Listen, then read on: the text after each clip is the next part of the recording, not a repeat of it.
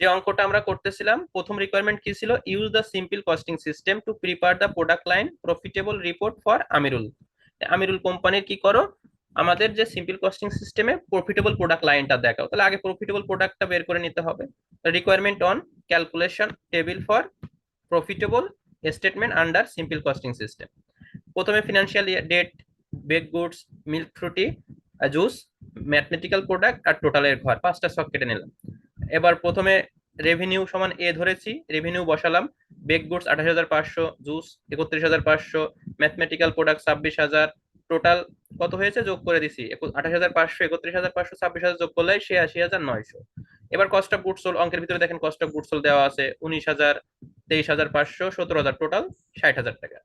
Store support বলেছে যে এগুলো অ্যালোকেটেড করার দরকার নেই, সরাসরি পার্সেন্টেজ করে দিতে হবে। কোন মেথডে? সিম্পল কস্টিং মেথডে। তাহলে সিম্পল কস্টিং মেথডে অ্যালোকেটেড করার দরকার নাই। সিম্পল কস্টিং মেথডে আমাদের কি করার দরকার নাই? অ্যালোকেটেড করার দরকার নাই, সরাসরি কস্ট অফ গুডস সোল্ড এর উপর 30%।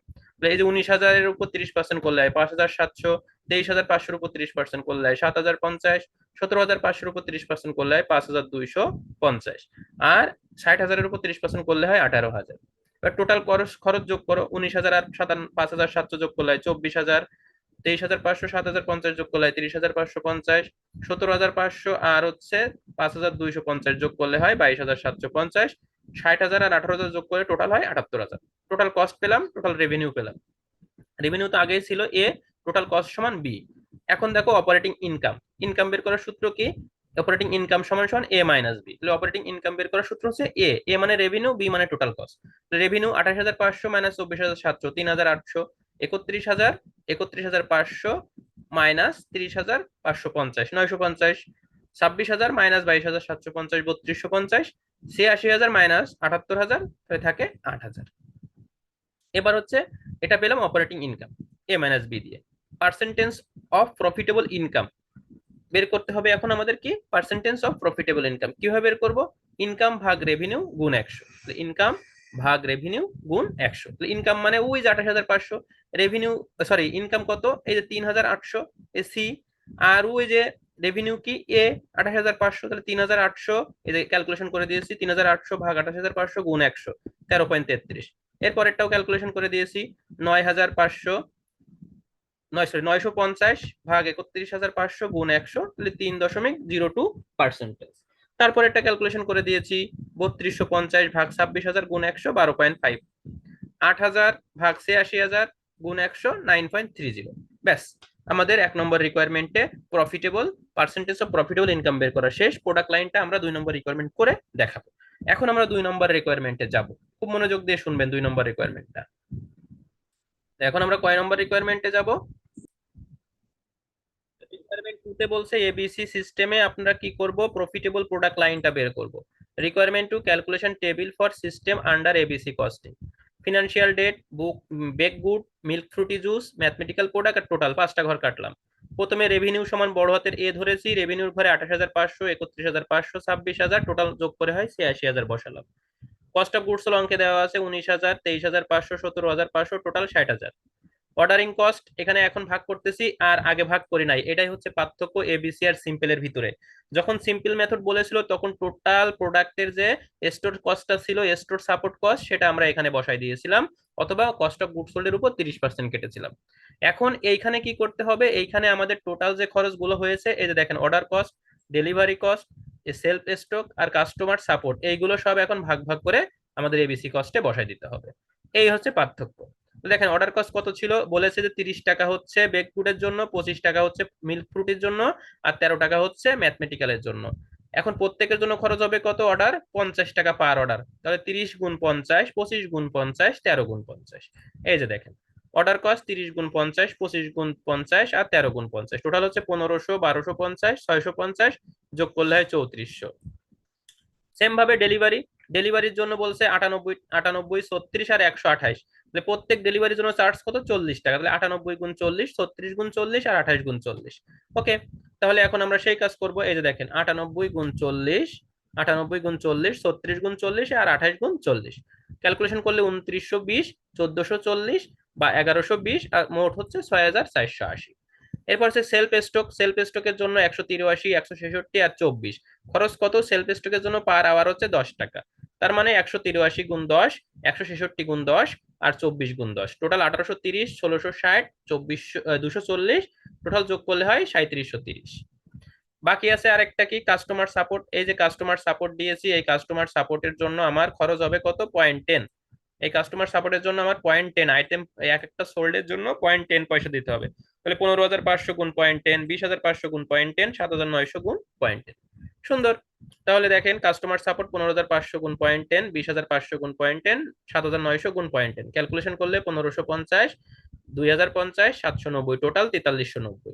এই যে ইয়েলো কালার গুলো আছে এইগুলো হচ্ছে টোটাল কস্ট, এইগুলো সব হচ্ছে কস্ট। সরি, সবুজ কালার গুলো সব হচ্ছে কস্ট।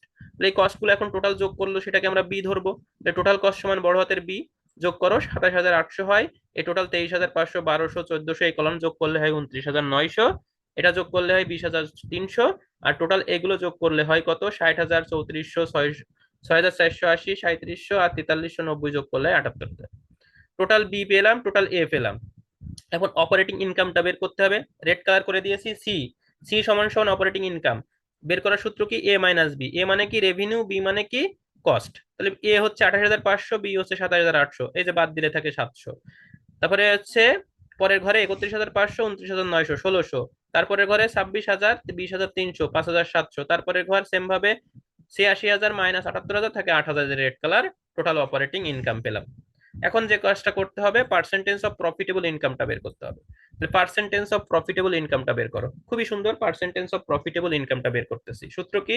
ইনকাম ভাগ রেভিনিউ। কি? ইনকাম ভাগ রেভিনিউ গুণ 100। তাহলে ইনকাম মানে কি? এই যে অপারেটিং ইনকাম, বি। বি কত? 700। রেভিনিউ কত? 28,500। এই যে দেখেন 700 ভাগ 28,500 গুণ 100, 1600 ভাগ 31,500 গুণ 100, তারপর আছে 5,700 ভাগ 26,000 গুণ 100, টোটাল 8,000 ভাগ 86,000 গুণ 100। ক্যালকুলেশন করলে পার্সেন্টেজ আসে কত?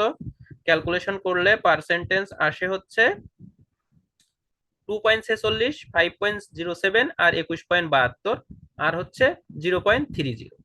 এই হচ্ছে পার্সেন্টেজ, সরি 9.30। 21.92, 5.7% আর 2.46 মানে 46%। দেখেন এই হচ্ছে আমাদের এবিসি কস্টিং সিস্টেমের টেবিল। কিভাবে প্রফিটেবল ইনকাম বা স্টেটমেন্ট বের করব। এখন প্রশ্ন হচ্ছে আর একটা জিনিস আমাদের এখানে অঙ্কে চেয়েছিল, সেটা কি চেয়েছিল? সেটা চেয়েছিল হচ্ছে product line, product line profitable বের করো। লাইন, লাইন মানে কি? কোনটা প্রথমে যাবে কোনটা শেষে যাবে, সিরিয়াল করো। তো দেখেন এইখানে আপনাদের শর্টকাট অ্যান্সার দিয়ে দিই। এই যে পার্সেন্টেজ গুলো বের হয়েছে, এই যে পার্সেন্টেজ গুলো বের হয়েছে, এর ভিতরে সব থেকে বেশি পার্সেন্টেজ, এর ভিতরে সব থেকে বেশি পার্সেন্টেজ কোনটার? এই যে পার্সেন্টেজ গুলো 21 পয়েন্ট, তাহলে এই প্রোডাক্টটা আগে থাকবে। এই প্রোডাক্টটার নাম কি? ম্যাথমেটিক্যাল। তার মানে বিক্রয়ের দিক থেকে এই প্রোডাক্টটা, লাভের দিক থেকে এই প্রোডাক্টটা বেশি সেল হয়েছে বা বেশি লাভ হয়েছে, তাহলে 1 নম্বর সিরিয়ালে এটা থাকবে। 21-এর পরে কোনটা আছে? 9 তো টোটাল, টোটাল বাদ দাও, প্রোডাক্টের কাছে আসো। 5, তাহলে 5 2 নম্বরে। তারপরে আছে বেক গুডস, এটা তো অ্যাজ ইউজুয়াল 3 নম্বরে থেকে যাচ্ছে। তাহলে সিরিয়াল করা বুঝে গেছি, যার পার্সেন্টেজ বেশি সে 1, যার পার্সেন্টেজ কম সে 2, মানে তার থেকে কম হলে 3। এবার এটা গেল কোন মেথড? ABC method. সেম ভাবে আমরা যাব কোন মেথডে? সেম ভাবে যাব আমরা নর্মাল বা সিম্পল মেথডে। দেখো সিম্পল মেথডে পার্সেন্টেজ বেশি আছে কার? 13% আছে, 12% আছে আর 3%। তাহলে 13% যার, সে থাকবে 1 নম্বর। তাহলে বেক গুডস থাকবে সিরিয়ালে 1 নম্বর। তারপরে হচ্ছে 12.5% থাকবে হচ্ছে সিরিয়ালে 2 নম্বর। আর 2 নম্বরের নাম কি? Mathematical product. আর হচ্ছে মিল্ক অ্যান্ড ফ্রুটি, এটা থাকবে সিরিয়ালে 3 নম্বর। তাহলে এই হচ্ছে প্রোডাক্ট লাইনটা সাজাতে হবে। লক্ষ্য করো কিভাবে সাজাচ্ছি। এই যে দেখো অ্যান্সার শিট, অ্যান্সারটা তো পাশেই রেখেছি। এই যে আসেন, the rank of product item selective productive area বা রেট। হ্যাঁ, এই প্রোডাক্টিভ রেটের উপর ডিপেন্ড করে আমরা কি করতেছি? র্যাঙ্ক করতেছি। 1 নম্বর ঘর সিম্পল কস্টিং সিস্টেম। এই যে দেখেন সিম্পল কস্টিং সিস্টেম। 2 নম্বর ঘর কি? ABC costing system. তাহলে একটা হচ্ছে সিম্পল কস্টিং সিস্টেম আর একটা হচ্ছে ABC costing system. Rank 1 2 3, rank 1 2 3। র্যাঙ্কে যার পার্সেন্টেজ বেশি সে 1, তার থেকে কম হলে 2, তার থেকে কম হলে 3। তো সিম্পলে দেখো বেশি ছিল কার? বেশি ছিল বেক গুড, এই দেখো 13.33। তাহলে এটা হচ্ছে 1 নম্বর প্রোডাক্ট। তারপরে হচ্ছে 2 নম্বরে ছিল ম্যাথমেটিক্যাল 12.5, এটা হচ্ছে 2 নম্বর। তারপরে ছিল as usual milk product 3 number. এবার আমি এবিসি তে আসি, এবিসি তে এসে দেখি কার বেশি আছে। আছে হচ্ছে ম্যাথমেটিক্যালে, তাহলে ম্যাথমেটিক্যাল হচ্ছে র্যাঙ্কে থাকবে 1। তারপরে কার আছে মিল্ক অ্যান্ড ফ্রুটি জুস, সেটা থাকবে 2। তারপরে যেটা আছে বেক গুডস, এটা থাকবে 3। এই হচ্ছে র্যাঙ্ক করে দিতে হবে, জাস্ট এটা হচ্ছে জাস্ট র্যাঙ্কটা তৈরি করে দিতে হবে। যদি কখনো র্যাঙ্ক তৈরি করে দিতে বলে, যার পার্সেন্টেজ বেশি থাকবে প্রফিটেবল পার্সেন্টেজ, সে একে থাকবে, তার থেকে কম থাকলে 2, তার থেকে কম থাকলে 3। এভাবে র্যাঙ্কটা তৈরি করে দিতে হবে। র্যাঙ্ক তৈরি করাটা বুঝলেন? জি ভাইয়া।